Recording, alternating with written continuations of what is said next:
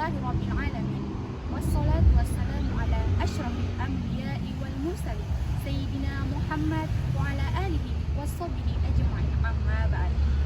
Puji syukur kita panjatkan atas kehadirat Allah Subhanahu wa Ta'ala, dan sholawat serta salam tak lupa kita curahkan kepada junjungan kita Nabiullah Muhammad sallallahu alaihi wasallam.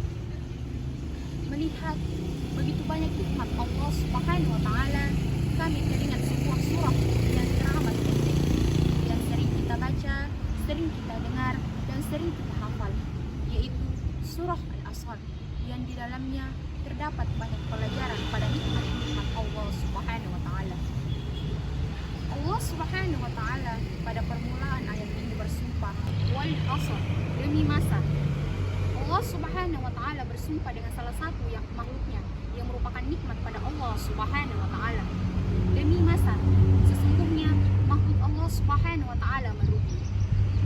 Lalu Allah Subhanahu wa Ta'ala melanjutkan ayat yang kedua, innal insana lafi khusr, sungguh manusia dalam keadaan merugi. Allah Subhanahu wa Ta'ala ingin mengabarkan kepada kita semua bahwasannya kita di dunia ini akan mengalami berbagai macam kehancuran, berbagai macam kebinasaan, yang semua itu bertingkat dan berderajat bagaimana kita berjalan kepada Allah Subhanahu wa Ta'ala. Lalu, namun saat Allah menjelaskan ayat ini, Allah Subhanahu wa Ta'ala tidak membuat makhluknya dalam keadaan bingung. Allah Subhanahu wa Ta'ala tidak membuat makhluknya dalam keadaan gelisah. Allah Subhanahu wa Ta'ala memberikan jalan keluar dari seluruh kerugian tersebut. Subhanahu wa Ta'ala melanjutkan ayat yang ketiga, illal ladzina amanu wa 'amilus shalihat wa tawasaw bil haqq wa tawasaw bis sabr, kecuali orang-orang yang beriman dan mengerjakan kebajikan serta saling menasihati untuk kebenaran dan saling menasihati untuk kesabaran. Semua manusia di dunia ini akan mengalami yang namanya kerugian, kecuali mereka berada pada 3 posisi atau 3 keadaan. Allah Subhanahu wa Ta'ala menyebutkan illal ladzina amanu, kecuali mereka yang beriman kepada Allah Subhanahu wa Ta'ala.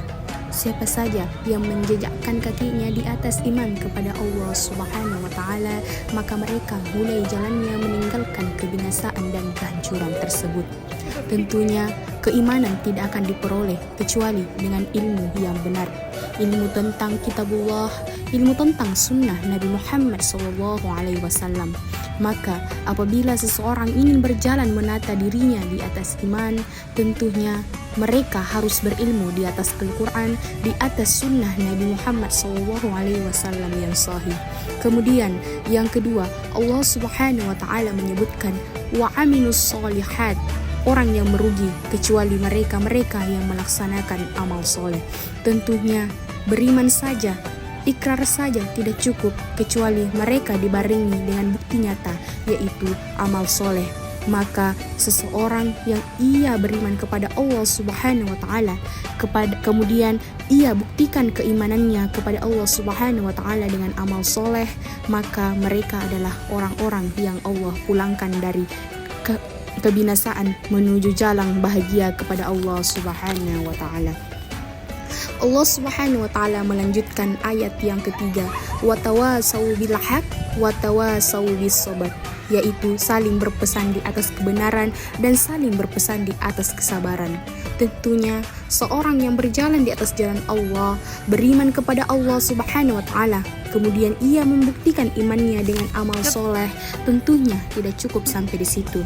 Seseorang yang ingin melangkahkan kakinya meninggalkan segala bentuk macam kehancuran, kebinasaan dan kerugian tersebut, tentunya ia harus melangkah kepada langkah yang selanjutnya, yaitu dengan menyampaikan kebenaran ini kepada manusia, menyampaikan al-haq ini kepada manusia, agar manusia berjalan di atas jalan Allah Subhanahu wa Ta'ala.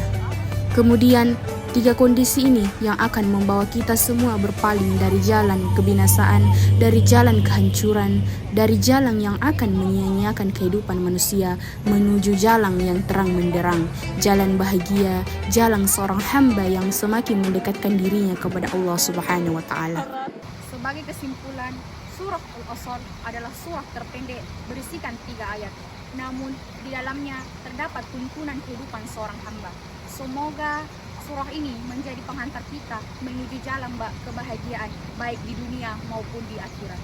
Akhir kalam, wassalamualaikum warahmatullahi wabarakatuh.